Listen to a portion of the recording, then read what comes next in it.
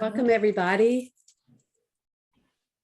We are thrilled. Lauren, do you want to welcome or say something? You want me to dive us in? I am just thrilled that this is happening between everything that's going on in life right now for Paul, the brain guy, and myself with construction and moves. And it is just a blessing to be here. So I'm going to hand it over to you, Elaine. Awesome. Thank you. Well, it is great to be here as always. And I'm excited to welcome Dr. Paul Nussbaum to this conversation today. We were talking before we started that Lauren introduced me to Paul a full decade ago was the first time that I was able to introduce him as a guest expert in my community. And so it's really fun to kind of come back a decade later.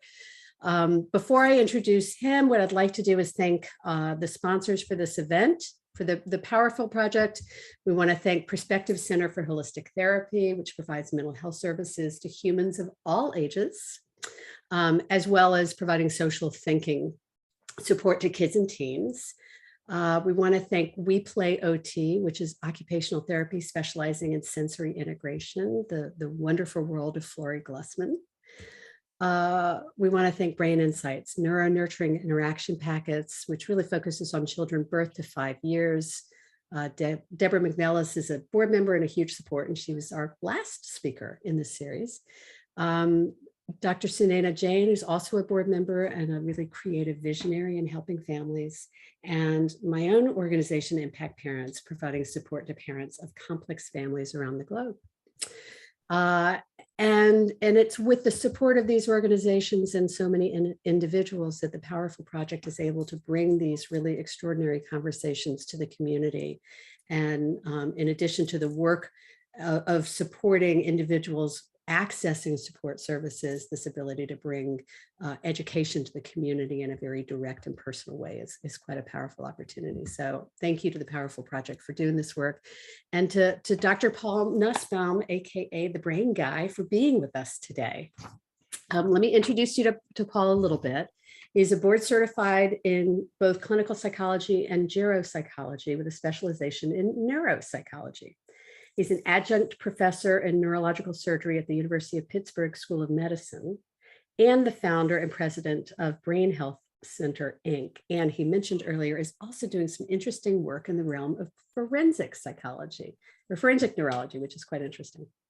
With 30 years experience in the care of adults and older persons suffering dementia, head injury, and many neuropsychiatric disorders, Dr. Nussbaum educates the general public on the basics of the human brain and how to keep the brain healthy over the entire lifespan. He has presented his views on brain health at the United Nations, National Press Club, Mensa, Sirius Radio, C-SPAN, and is best known as the face of brain health to many companies and organizations, giving keynotes around the world, bridging neuroscience and bringing it to the general public. So I am thrilled to welcome you today and excited to step into a conversation with you. Let's see if we can spotlight. Let's take the slide down, Lauren, if you will. Yeah. And see if we can spotlight for everybody so that I'm having a hard time finding it. Let me see one more time. Spotlight for everybody. There we go. Dr. Paul Nussbaum, welcome. Thank you for being here. Thanks so much for that kind introduction. Lauren, thank you so much for always staying connected, and congratulations on all the great work over the years, and time flies. It's good to see everybody again. Yeah, it really is amazing how much has changed and how little has changed, right? Right. So let's talk a little bit about your work and how you got to become this messenger of brain health. Yeah, that's a great question. Since the time I grew up in a household where I've got an older brother who's got a pervasive developmental disorder. And before I got my nose into any textbooks or fancy credentials and all that stuff, I learned pretty early on if I didn't answer the question right in the house, I was a little boy. So if I didn't answer the question right in the house, we didn't sleep. And I learned a little bit about how people looked at, in this case, my older brother and people that were different.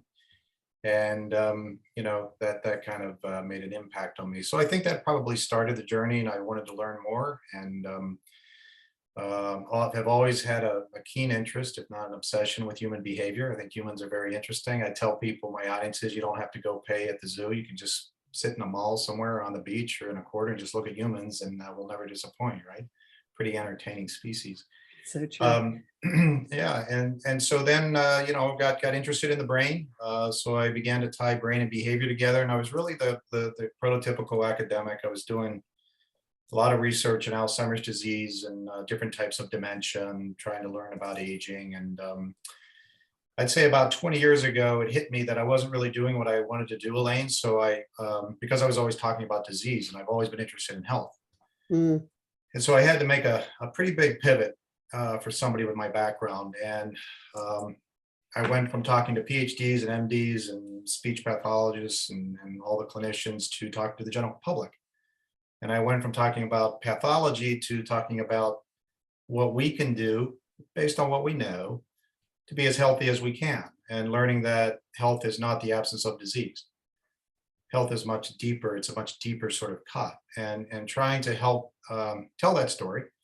And I trademarked a brain health lifestyle. And so today what I do is basically go about teaching the miracle of the human brain to the mothers and dads and everybody across the dinner table. And it's really crossed over multiple sectors, multiple verticals, got me to know Lauren.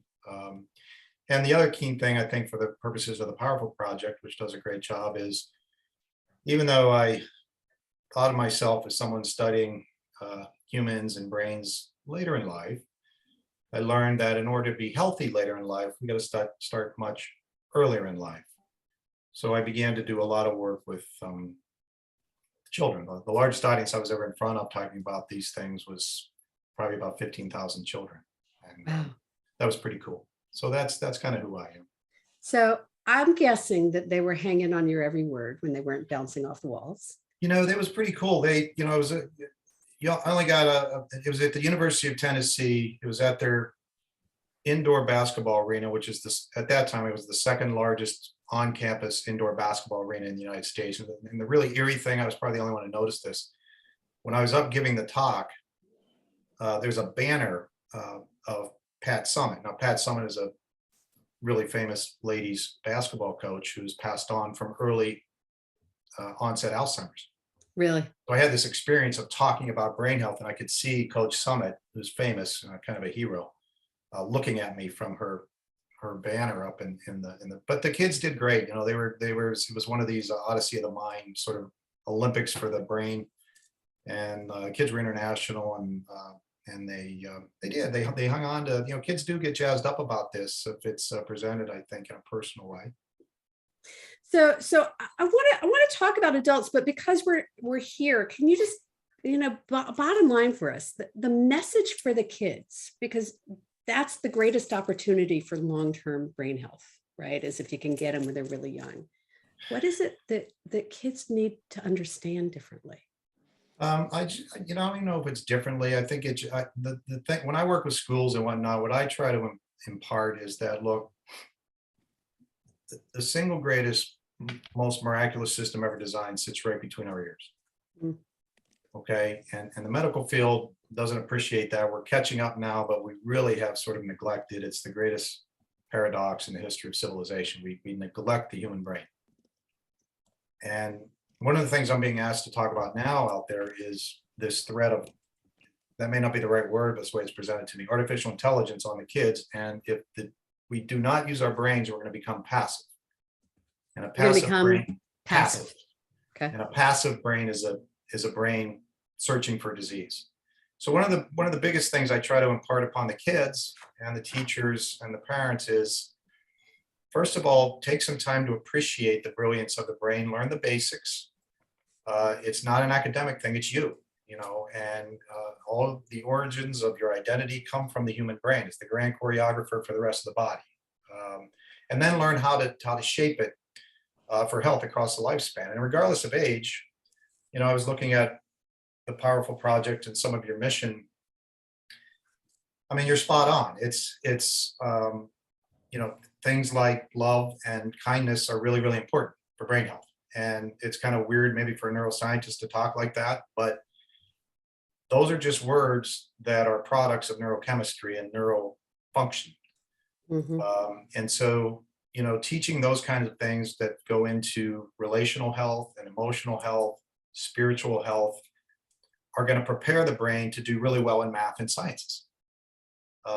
And so that's kind of the thing I try to get not only children, but everybody to just take a time out and say, let's talk about this part of you and how you're empowered to really shape it. You can shape it for whatever you want. If you want to shape it for, disease, you can.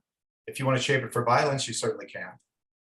But, we are into health and health promotion, broadly defined. So you first of all have to understand what you're equipped with and how you're empowered to shape it. And what it is that really grandma taught us are the best ingredients to help us be the best that we can be. Which So- is, Oh, yeah. go ahead, Lauren, what were you going to? Yeah, Lauren, go ahead. No, I was going to say, is this a good time? You sent 2 slides, and I was just wondering when you were talking about shaping the brain with all the parts and. Sure. All right, so- Anybody have the slide? I was going to say, I don't have them. Do you have them? Uh-huh. Okay. So while she's pulling that up, you said, what did grandma teach us? Grandma taught us that, we need to be physically active, Mhm. and we need to stimulate our brains with new information, and we need to be appropriately social, and we need to eat appropriately. And then the country took that on and said, heart health is really, really important. And somewhere along the line, we began to think that the heart is everything, and it's not. It's a pump that perfuses blood throughout the body. Cardiologists don't like when I talk like this, but it's true. You don't love with all your heart. You don't. Nobody's going to break your heart. There's no heartbeat of America. It's the brain. It's where we love and grieve. And so, so what I try to teach is because your brain demands 25% of every heartbeat, the blood of every heartbeat. It only weighs 3 pounds, but it demands 25% of the blood. Okay, so that teaches you something about market share, right? That's what we're talking about here. That's perspective. Yeah. That's perspective. So we don't want to be sedentary. So when people work out and they do all these things, they're probably not thinking, geez, I'm doing a great job here getting more oxygen and minerals to my brain to help me remember better, help me think more creatively, help me problem solve. We don't want to isolate and segregate. We want to be social, particularly as we get older, but this is very true of teenagers too. With COVID, we learned about, you guys know this better than me, the spikes in mental health crises Mhm. because of isolation. And we are meant to be together. We are meant to actually look at each other's eyes. There's something very important neurobiologically just by looking at each other's eyes. It's very, very important for kids to read emotions. That's why the mask needs to be thought through critically. Mhm. There's policy on both sides. We want to protect ourselves, Right. but we also have to at least have a conversation about the importance of neurobiology and things like sunlight and being able to appreciate the neurobiology of emotional reception and expression. It's important to learn new information, because when you do that, you literally spawn new dendrites. Those are parts of the brain cell. I wave my fingers to show they literally look like fingers on a brain cell. And so when you pull information in, new information, you literally develop more synaptic connections. And what I tell the general public is then your brain begins to look like a jungle with all these Mhm. connections, such that if a disease, no matter what it is, dementia, ADD, depression, hits the brain, it has to work a lot harder to show any clinical impact. Right? We see that even with Alzheimer's disease. We know it's very, very important to eat appropriately. So I know the Powerful Project has partners that work on nutrition. And Lauren's always been, a big Always. proponent of it. Yeah. And so the brain's 60% fat. Most people don't know that. It's the fattest part of who you are. It's the fattest part of me. And so that fat propels information rapidly. And without the fat, you slow down with your information processing. We see it with, for example, MS, where the fatty substance erodes. It's called the myelin sheath. So eating proper fats, fish, omega-3s, your body doesn't produce omega-3s, but you can get it through foods. Mediterranean diet, these are things that research has shown have been helpful for both healthy emotions, healthy cognition, healthy motor skills. Mhm. And then finally, we're spiritual beings. And I wrote a book from the Christian perspective, because I personally had gotten to a point where I wasn't getting answers from neuroscience for me or from the medical field. You kind of reach a point where we're not answering questions. And so I turned to faith and tried to figure that out from my own background. And that got me into kind of neurospiritual healing. And that's where I began writing and talking about, the importance of a belief in a higher being, because it takes us beyond the earth. So a lot of times I get asked, which one of those 5 slices of the brain health pie, Paul? Socialization, nutrition, physical activity, socialization, spirituality is the most important. That's really up to the person. You have to define that. I can't dictate that, because everybody has holes in their holistic life Right. that need to be filled. But spirituality is the one that takes you beyond the earthbound and gives you some sense of hope, maybe when the earthbound doesn't give you hope. But that's where things like, for me, and I have these conversations with patients about love, literally love. You have to practice love, particularly those who you don't think deserve love. And you have Right, these or for conversations. whom it's hard to love, right? When it's hard to love. Yeah. And I do. I'm very public with this. And I had this conversation. When I'm talking to you right now, I had to talk to a group of neurosurgeons. Can you imagine? No. But What I do. What was their that's- response? It was okay, Lauren. They didn't say a whole lot back, but I think they heard me. And forgiveness, and particularly for those who hurt us the most, Mhm. and kindness. Now, the Powerful Project, Lauren, one of your mottos is, I'm paraphrasing, do unto others as you would have others do unto you. And that's really true. But that's health. That's brain health. Just because my field doesn't talk about it that way doesn't mean it's not brain health. So I'm a big one on trying to, look, we all have phones, right? You're probably looking at your phone right now. What's stopping you from sending a text off of kindness to someone? Giving things away, And- loving in small ways. Those are very, very important practices of brain health that I've been spending a lot of time on. And if we had the picture of the brain, you have this part of your brain that's called the reward system. And that's a really cool slide, by the way, because it has color. And if you're a nerd like me, you really like those kind of slides. Yep. But if you see the amygdala there, you folks probably know what that is. That's the green structure, the amygdala. That means almond shaped. It's a little bit bigger in men than in women, interestingly. That's the thing that fires when you're under a lot of stress. And that's the fight or flight kind of thing. Women tend to manage stress a lot better than men. Yeah, thank you. That's the structure. But you'll notice it's the next door neighbor to the purple structure there for purposes of training, called the hippocampus, just to the right as you look at the screen, just to the right. That would be This the right here. hippocampus. Yeah, that's where we learn new information. Okay, our entire educational system is built on the altar of the hippocampus. The hippocampus is the structure we learned in 1998 that we can generate new brain cells. Okay, that's also the structure that gets hit by Alzheimer's disease, which is why people with Alzheimer's forget rapidly. They can't learn new information.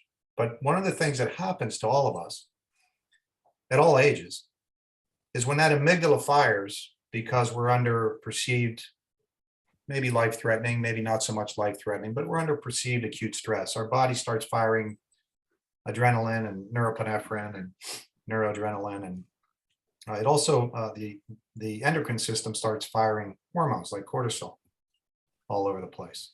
And so your lungs expand, your heart starts beating fast, you hyperventilate, you lose saliva, your GI system stops and your reproductive system stops because you're getting ready to fight or flee. But the other thing that happens is when that amygdala is active, too active, it shuts off the hippocampus, so you don't learn. And that's why I get a lot of 50-year-olds who come into my office who think they have Alzheimer's. They have memory problems. They have real memory problems, but they think they have Alzheimer's, but they don't have Alzheimer's. They tend to be successful. In my case, they tend to be women that are very successful, but they're trying to juggle 30 things at once. And they have not learned how to balance their lives, which is something really tricky for Americans of all ages. And, Bezos calls it harmony. I tend to call it balance, with whatever phraseology works for you. It's kind of bringing all your systems of the brain, the cognitive, the emotional, the spiritual, and the motor system into sync. And when that happens, you'll feel like the athletes call it being in the zone, Mm. or time will stand still. Mhm. It'll just feel good. Sometimes you'll get it when you're looking at water or you're listening to the rhythm of a wave. Some people find it in nature or with an animal, with a baby, or Can I just ask a closing our question? eyes. Am I allowed to ask a question? Yeah, Well, I'll make a comment first, and pardon my interruption, but I think what you just mentioned about the amygdala affecting the hippocampus is huge and very profound, and not something that people recognize, whether you're in middle age or an older person who may have the symptom of forgetfulness or memory decline that's not attributed to a dementia, right? We often think of it as malnutrition or dehydration or confusion and disorientation. But to think of the powerful, no pun intended, Miss Lauren, the powerful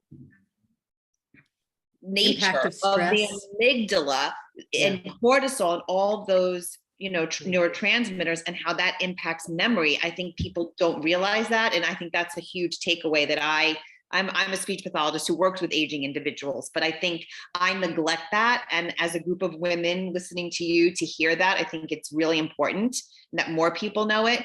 And then when you're saying that being in the zone, I missed that. What causes that feeling when the amygdala and hippocampus are in balance? yeah. Well, it's not only that, but it's what's your first name? Abby. Hey, Abby. It's for me anyway. We have some major systems of the brain, right? We have an emotional system, and you as a person in your family or with friends, certainly as a clinician, you've probably dealt with people that the emotional system leads. Okay, we have people that there's a cognitive system. Okay, there's a motor system, and for me, what I at least try to teach, and my answer to your question is, those three have to come into sync. And when those three come into sync, you have what I call balance, what I was saying others called harmony, peace. And the brain likes rhythms. The only thing I can compare the brain to in my view is the universe. And the brain's more complicated than the universe. And people say, well, why do you think that? Well, I say because one of them can contemplate the other, right? So your brain can contemplate the universe. It doesn't go the other way around. So the universe has certain rhythms to it, right? We all know that. So it's going to get dark. Stars are going to come out. I live by the water. I can promise you the waves are always moving. They haven't stopped. Stars are coming out. Sun comes up, moon's up, sun sets. Those are rhythms. The universe doesn't like it when there's, an earthquake or hurricane, these tornadoes. It's the same thing with our brain. Our brain likes rhythms. So we're not conscious enough of it in the United States anyway. We tend to be out of rhythm because we get dysrhythmic because of small things that Dr. Nussbaum and the rest of you think are big things. I didn't pay my gas bill. I forgot the 3 lemons that my wife told me to get at the grocery store. Okay, my son's having some difficulties, so I'm a parent. I'm trying to be a good parent, and that puts me out of rhythm. So I don't sleep, I'm irritable, whatever it is, right? But by working on bringing that stuff back into rhythm, how do people do that? Some people run, right? I got to go to the gym and exercise. Well, that tells me you're using your motor system to get things back in. Some people say, I have to sit still, just please give me some time to myself. That tells me you're quieting your cognitive system. You're not thinking, you're just being emotionally sort of stable. Whatever it is, I think you have to get those 3 systems back into sync. It takes practice, but some people, that's probably the whole business of meditation has taken off because of that. But even people who meditate or do yoga, they have to understand it's more than just being quiet. They have to understand what's going on under the hood. And that's part of it, Abby, too, that I think we can help people understand that, look, that's an activity, that's a intervention you're doing for yourself, but what's it really doing for you? So For the sake that's of what is the term that just came to me? It's like, it's Yeah. we do these things, but what I'm hearing Yeah. you saying is how important it is for us to be Yeah. clear why we're Yeah, doing and we it. don't. Yeah, that's right, Elaine. And that's one of the biggest struggles I've had in my field, which is the medical field, which is we don't do a good enough job telling people why. So you're not going to get people to change. You know, you guys all know this. We pay people in corporate wellness programs to do things, right? We pay them, but you only get 30% compliance.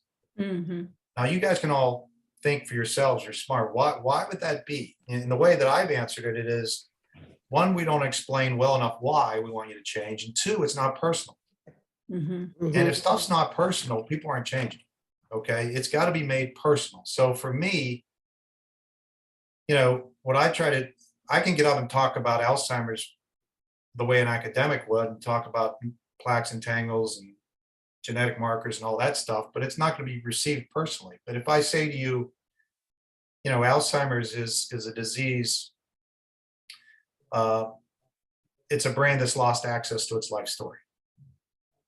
Okay, if I say that, you just have to trust me. When I say that, the room, no matter how big or small the audience is, it gets real quiet. Yeah. And so when you're having those conversations as a clinician or a sister or a mother, a daughter, you know when you got someone engaged, and that's the opportunity then to change behavior. And so that messaging with what we do and what we're trying to do, and what we're trying to communicate to people who are in need, that personalization has to be really, really important.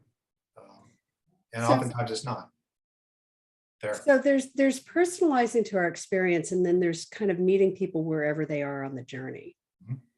And what's really jumping out at me at this moment is, you know, there's some people here who are really looking for, how do we prevent what did you say, a brain searching for disease, right? What a interesting description that is. Yeah. Right.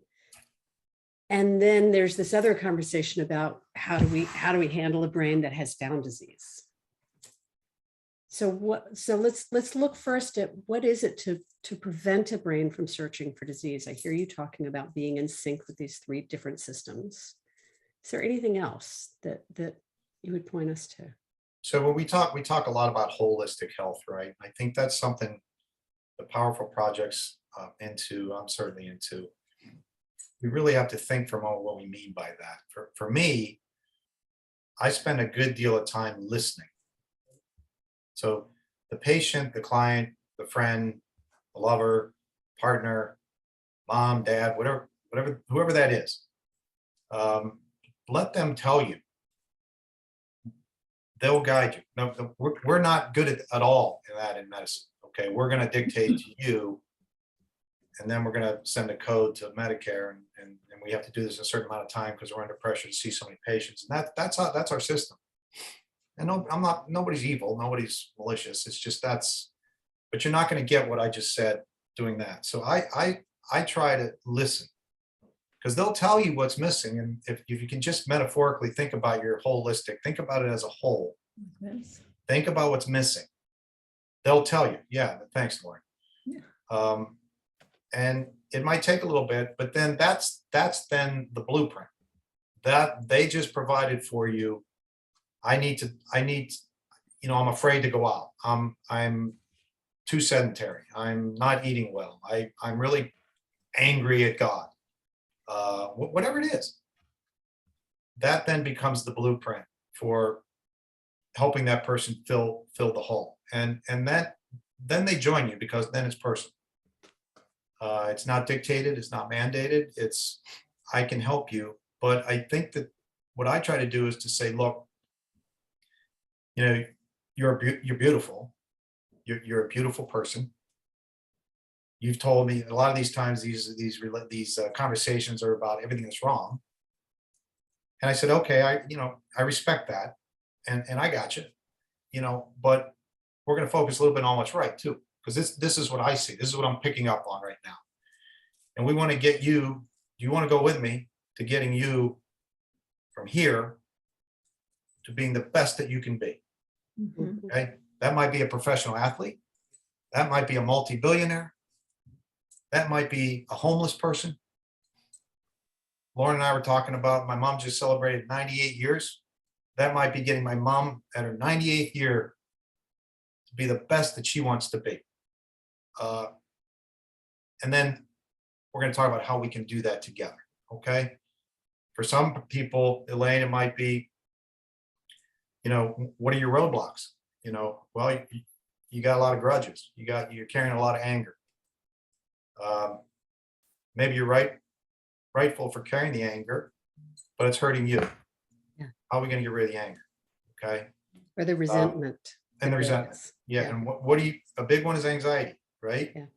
So I guarantee you, my wife teaches yoga, and I walk in the morning, and I'll stop by the yoga class, and sometimes they'll call me up to do what's called a brain health moment. And I don't know these people.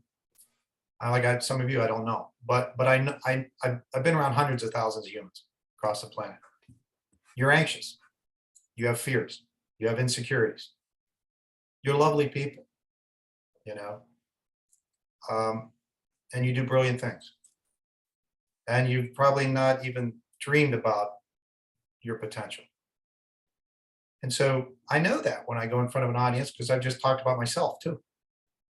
And so I think talking openly that way helps to dissolve a lot of defense mechanisms, it brings us together. It makes us understand we're all the same. No matter what our background is, we're all the same. And we can overcome easier when we do it together. So that's kind of worked for me. It's not necessarily the way I was trained at all. I'm a bit of a pariah. I don't know that I'm worse or any better, but if you put 100 neuroscientists in a room, they're probably not going to talk this way. They probably get embarrassed by the way I talk, some of them, Really not. quite frankly. But it's what I think is most helpful to people. We all want to be helpful to people. So there are so many different directions we could go with this conversation, and I want to make sure that we have some time for Q&A. One of the topics that I see in my community that I know comes up with humans, certainly on this continent and around the world, is this dynamic between information through technology and technology consuming, right? So one of the things you talked about in terms of brain health is learning new things, and a lot of people use technology for that. And yet there's this consumptive nature of it that is also pulling us away from social. So can you speak a little bit to what guidance you have for people around healthy technology use in relation to the brain? Yeah, so I think you've tapped into something, Elaine. I think there's been some, even when you and I were together a decade ago, there was a bit of an emerging concern. It's not uncommon to see little 2-year-olds they're out to dinner, and the way that their parents sort of calm the child is to put a screen in front of them. Yeah. Technology is a wonderful thing. I mean, the human brain created it. It can be used in very, very good ways. It can be used in educational ways, therapeutic ways, creative ways. It can also make us very passive. And that's where you kind of cross over in terms of brain health. That's where you cross over to it's no longer useful. It's no longer helpful. And the way we're going right now in our country, in the world, it's not just our country, is with artificial intelligence. People laugh when I say, but we're getting to a point where intimate relationships are not going to be human to human in the near future. Okay. And there's going to be means of relating to artificial intelligence that really isn't the way we were designed. Okay. There's a concern now in the education system that, as I said, that kids, it's too easy to use this stuff. It's too easy to use your GPS than to use your brain to get from A to B. Okay. It's too easy to use word check. What's it called? Spell check. Then to kind of, okay. And I go back to my 7th grade social studies teacher who threw this question out at us. I didn't know anything. He said, "Why did the Roman Empire fail?" I don't know. Why did the Roman Empire fail? He said, because of slavery. And obviously I remember that. Right. And his point was to us in the classroom was that the citizens of Rome stopped working. They stopped doing things for themselves. They were using slaves to do it. Okay. And so artificial intelligence is seductive and everything, but it sets up a little bit of a trap for us, which is we don't want to stop thinking for ourselves. We don't want to stop innovating. Mhm. You have to appreciate that the greatest frontier is the human brain. We have the ability to kind of heal within, and all the cures for Alzheimer's and cancer and these things are here. We just are primitive.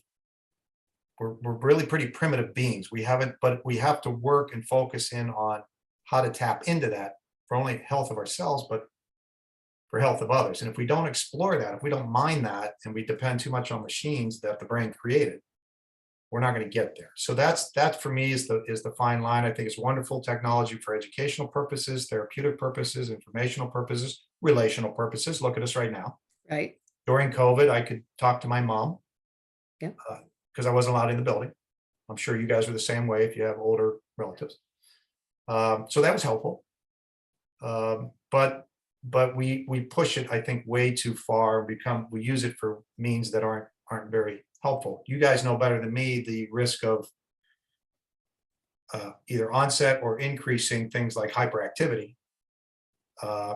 Even depression increases because we got young ones who are so dependent on likes and immediate feedback from the Facebook and those kinds of things, that it's become unhealthy. So it is a concern, Elaine. I think you've targeted. I don't know that I have the answer, but that's how I frame it. Okay. Yeah. Thank you. That's really helpful. And it all brings it back. I mean, in some ways, what I'm hearing from you is there's a simplicity to it all, which is that holistic message. Yeah. Abby, yeah. Yeah, and she's got the other image. I'll try to spotlight it. Was there another slide we wanted to pull up and talk about? Let me I see. think we had the one. Yeah. Yeah, I can show you something else there. And I know Abby had her hand up, I think. Well, I think, I'm dealing with aging brains, and I think no matter the brain, no matter the age, I'm a big fan of the concept and fact of neuroplasticity. So what was your response to someone who says, regarding this technology and cognitive enhancement and brain stimulation and the neuro regeneration and all that picture, the picture you painted before with our neurons getting excited? Does technology and these cognitive enhancing programs, what would you say to an aging person or anybody who says, can I do that? Whether it's Lumosity, whether it's something online, screen time, how do you feel about that being a proactive way to maintain brain health? Yeah, so I think that it's a great question. I get asked to opine on that quite a bit. I helped to create a company called FitBrains, which was a competitor to Lumosity. Lumosity was always the big. They had multi-million-dollar marketing, but Lumosity got into trouble because they began talking about their gaming, their brain fitness as being able to prevent dementia. So Right. if you notice, you don't hear about Lumosity too much anymore because they have multi-million-dollar lawsuits. It was really kind of tough. So that's why messaging is really important. So I think brain fitness, cognitive exercises, brain exercises have a role. They're not necessarily clinical interventions, although more research has been shown to help individuals who, for example, are depressed or who have mild cognitive impairment or who are, otherwise healthy older adults. And it's really no different than, doing a kind of a paper and pencil kind of thing that's kind of cognitively stimulating. So it has its role. It's not a means of prevention because we really don't have a prevention of things like Alzheimer's. We don't. It's a bad word to use. Hopefully we get there one day. But it certainly has its role. So does music. So does art, and storytelling and improvisation. And these are and things we've talked about before, like meditation and yoga. When I created my brain health center, I really came at it. We had 40 or 50 people that came to work with us, and we did everything. I mean, we had folks that were from India. We had folks that were from all parts of the world, and yeah, I was kind of probably doing mainly the Western sort of stuff that I was trained in doing. But you know what? I'd send them right over to the registered dietitian, or to the acupuncturist, or to Tai Chi, or to dance, or to yoga, or to scripture readings, or to we tried to have it all. because we're not the ones that are going to dictate what you need. You're going to tell us what you need, and then we're going to try to provide to you what you need. That's the thing. So brain fitness becomes one of those tools in the toolbox.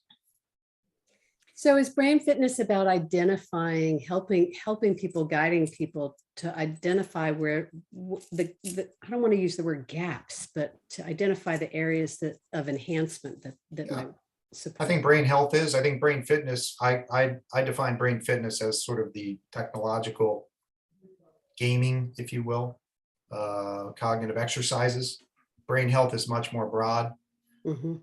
But yeah, no, I think when you boil it down, you're really helping someone get to know themselves better and to Mhm. work on areas in their lives that will last until their grave, of trying to fill those holes in. Absolutely. Now, the problem is we're talking about it right now, but if you look out your window, the people walking down the street that's not where they are. Okay. Mhm. Some of it's not their fault. They haven't been taught that they're empowered. They haven't been taught about things like plasticity. They're just trying to cope. Yeah. But if the kind of things we're talking about were shared with as many people as can be shared to, I think it'd be a better place. Agreed. I was thinking about a conversation I was having with a group of parents this morning, and what you've created here is you've a context that says that personal empowerment, personal growth, learning to improve your relationships. For me, it's your relationships with your kids, learning to improve your communication, learning to express the love we have for our family members and sometimes don't know how to express. Yeah. What I hear you saying is, for you, all of that is brain health. It's brain health. Yeah. Because you're putting your brain into a much more emotionally better place. Mhm. If I'm not carrying around anger, resentment, and insecurities and bitterness, I'm in a much better place. Beautiful. And there's power in I'm sorry. Yes. I screwed up. Yeah. And I've screwed up before. And guess what, Elaine? I'm going to screw up Do it again. again. Yeah. But I'm sorry, and forgive me. Yeah. And we don't say I love you enough. And we don't have conversations now like we used to when I was a little boy. If we have differences of opinion, we're calling each other names, and it's insane. And so there's, during COVID, I did a lot of webinars. I bet you folks got called to answer a lot of questions or do webinars, and it didn't matter the industry. The biggest thing I did if I did anything, if I had any value, was to share with people what you're going through is normal. Normal. Mhm. If you're losing sleep, if you're irritable, if you're gaining weight, if you're depressed, if you're scared to death, if you're anxious, it doesn't feel good. It's a tough place to be, but you're normal. And you're not alone. And you're not alone.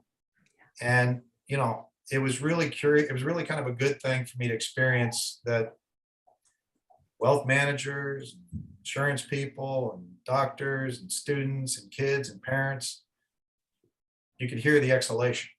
You can almost hear it. Right. Maybe they didn't advance 10 yards down the road, but boy, for that moment, it was a good moment.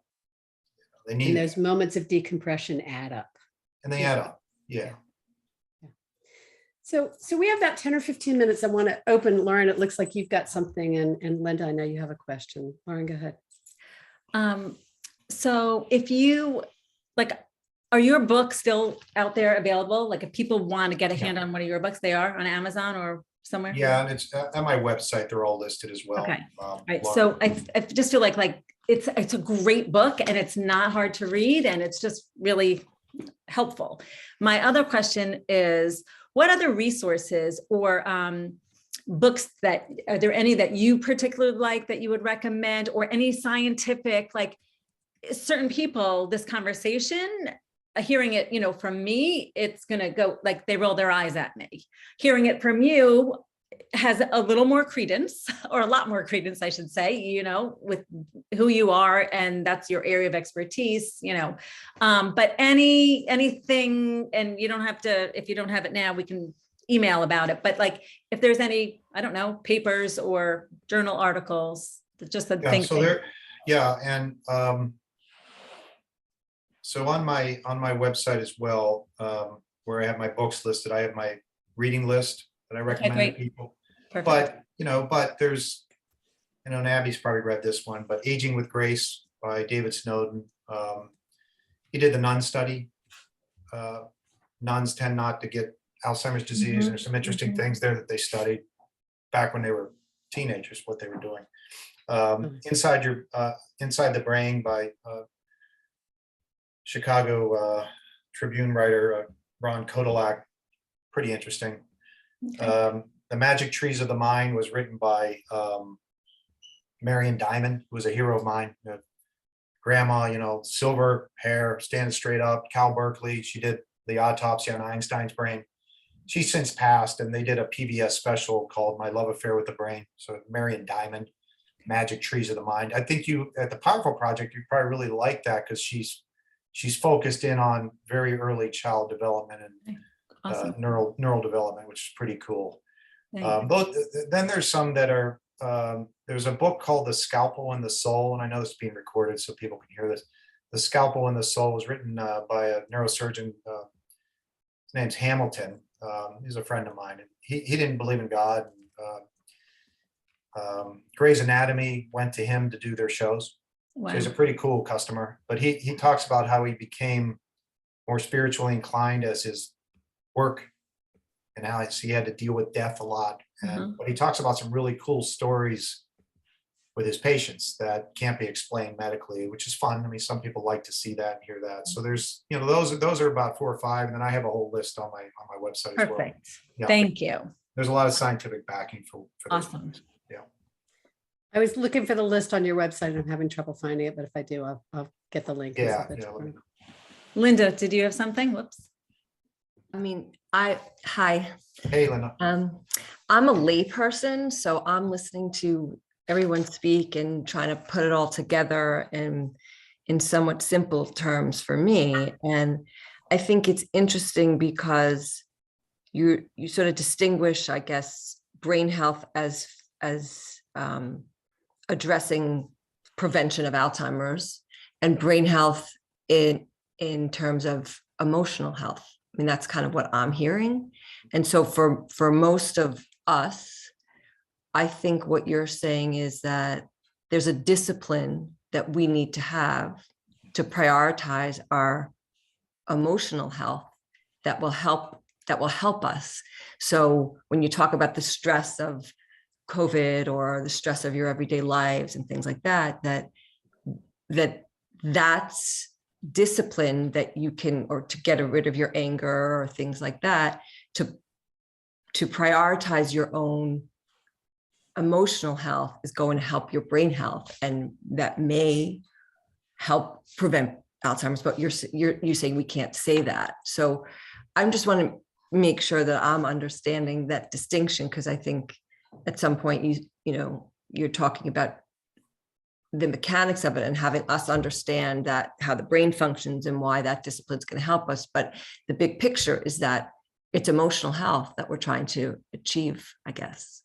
Right? Yeah, no, that's great, Linda. And I'm glad, you're not just a layperson. I mean, I think your feedback's really important because you're, I mean, I don't know you. I don't know what your background is. I'm sure you're much more. He's an attorney. Yeah, you're an attorney. Give me a break. She's known Lauren all her life. That recommends her highly. I just gave a talk to a bunch of attorneys. So, but I'm not as interested in preventing disease. Yeah. Okay. As when I went through training. I'm interested in your health. Right. Some of the healthiest people I've seen have stage 3 cancer. Right. Some of the most, miserable people I've seen have what you and I would consider everything in the world. And they're sitting there, talking to me, and there's nothing wrong with them, but they're miserable. Yeah. So that's why I was trying to say early on that health is, for me, isn't defined by the absence of disease. And so it's not just emotional, it's wherever you are. For example, in your case, wherever you are, what if you and I would spend time over a cup of coffee and you would tell me about yourself? You probably have some areas where you can work on, just like I do. And it might be in the emotional system, might be in the emotional world, might not, might be in the relational world. Okay. It might be in the cognitive world. You might be coping with certain things in life you don't have any control over. So what is that? So whatever it is, it gets back to kind of what Elaine was saying, was kind of working on what's going on under the hood. First of all, identifying that, which most people don't do. Don't take the time to do it. But once you identify it, then we say, okay, what can we do? What is it within Linda where there's some strengths that we can pull on to kind of move this car forward? And you're going to grow by going through some difficult areas, right? And a lot of us don't want to deal with the weaknesses that we have. It's not easy to talk about. It's not where I want to go. I'm uncomfortable. I'm anxious about it. I'm insecure about it. But that's kind of where the real growth occurs. So you're right. It's very broad. The person will define where they are going to take you, the clinician or the helper, the mom or the dad or the friend. And then it's pulling on their resources that they have to get them to develop in a way that's most efficient. That's kind of how I see health. And it's not necessarily, I think everybody has days of depression. I mean, it's not like there's a world of people that are depressed and a world of people that are not depressed. That's the way I was taught. I mean, I can cite the statistics for you that this part of the population is depressed, this part is not. We all have a continuum of emotional reception and expression, right? We all have ways we think. Some of us think very negatively. We're the only organism on the planet that can make ourselves miserable or happy with a single thought. Okay, so if you think that way, then your emotions are going to follow. Or if you're emotionally out of balance, your thoughts are going to say, my gosh, I can't do this. I'm not any good at that. There's no way I can accomplish this. So they go together. And if they're not in balance, then you can have some problems there. So it's being very broad in terms of what you receive from someone, and then kind of letting them guide you, letting them tell you what's missing. Women are much better at explaining that than men. Men, it'll take them a while to kind of get to what it is that's the target zone. Women are much better at, much more precise, much more laser focus, and this is what I'm dealing with. This is what I'm having a hard time with. So it's a little easier with a female. Men, we're not as good at that, but we can get there. Well, and that was my question, is when you give people the space, do they typically know where their growth edge is? Do they typically have a sense and maybe don't know how?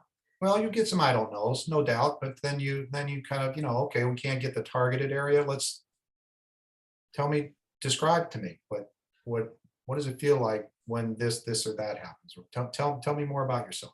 And you can kind of sort of get there, you'll get there. And then as they trust, they'll open up if they think you have a lot of expertise, and they'll open up also if you are trustworthy. Yeah. Right. And then you have something, and then you want to help heal. Yeah. And healing is, I was asked by somebody who has more money than God the other day, what do you want to do? Like I've got a really long curriculum vitae you can look at. You'll put you right to sleep, I tell people, but that's not who I am, and so I'm at a point in my life, and you guys have to think about this for you too. I'm at a point in my life where basically when I wake up in the morning, I want to bring hope to people. That's what I want to do. And that's what I try to do. Sometimes I do it. Sometimes I don't. And that's legacy. And so there's a difference between legacy and resume. Resume is what you have here. It's on your job title. It's what HR tells you. That's not who you are. Most people have never even thought about legacy. My mom's legacy is she sat in the front row of the church and she took care of a special needs child. Boom. That's legacy. She also was a registered nurse. Now, remember, I told you, ladies, I'm sorry for the gentleman up there. I know, Matthew's here. Matt, but the ladies here, Matt, will appreciate that my mom's 98. She was a registered nurse.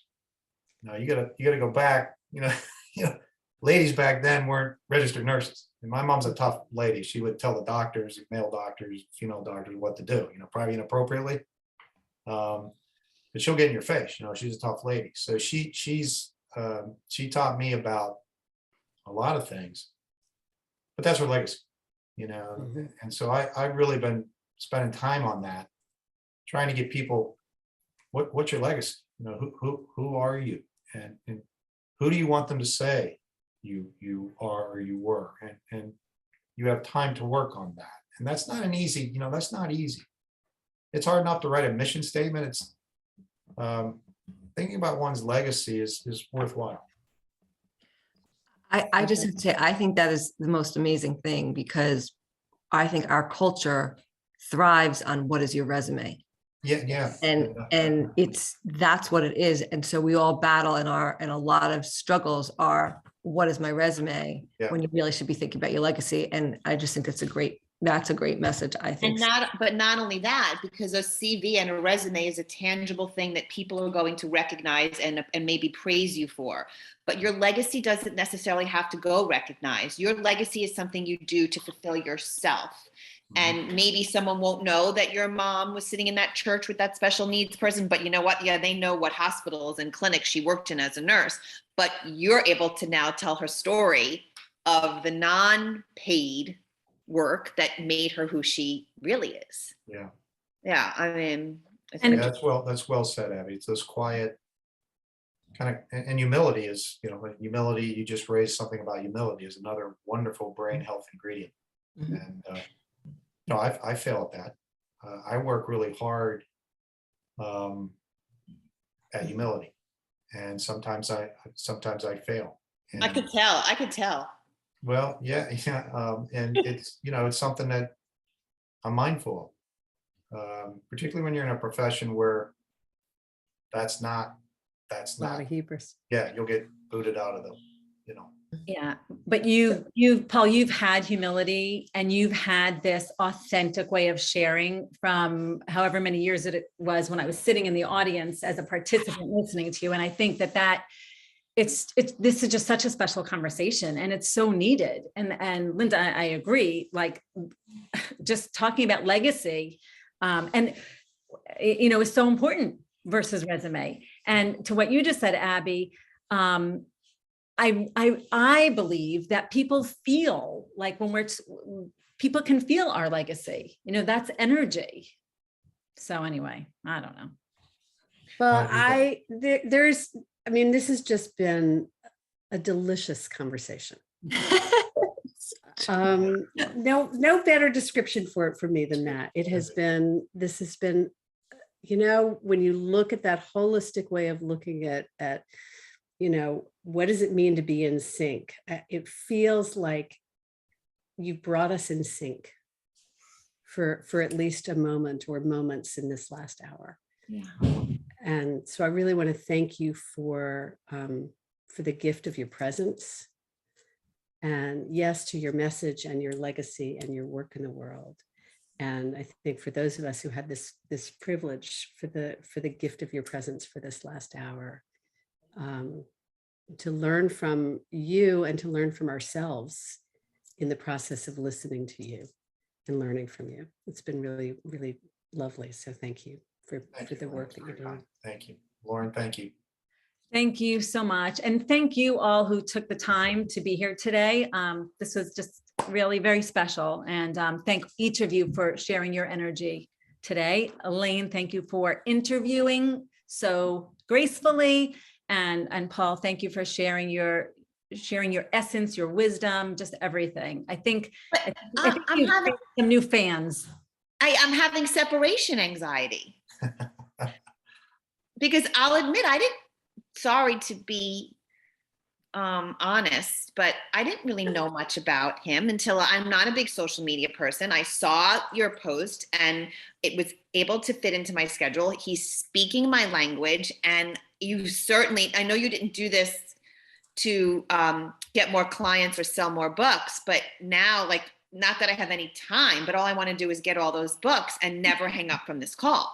And so what you've done for me as somebody who has a thriving calling to help people is you have validated in such a powerful way. And I'm not an emotional person really, but you have validated that my career and the choices I make are so purposeful and real, and that I could do this because it matters, not only because my brain knows it does, because you just proved that it's essential. So I really, really thank you.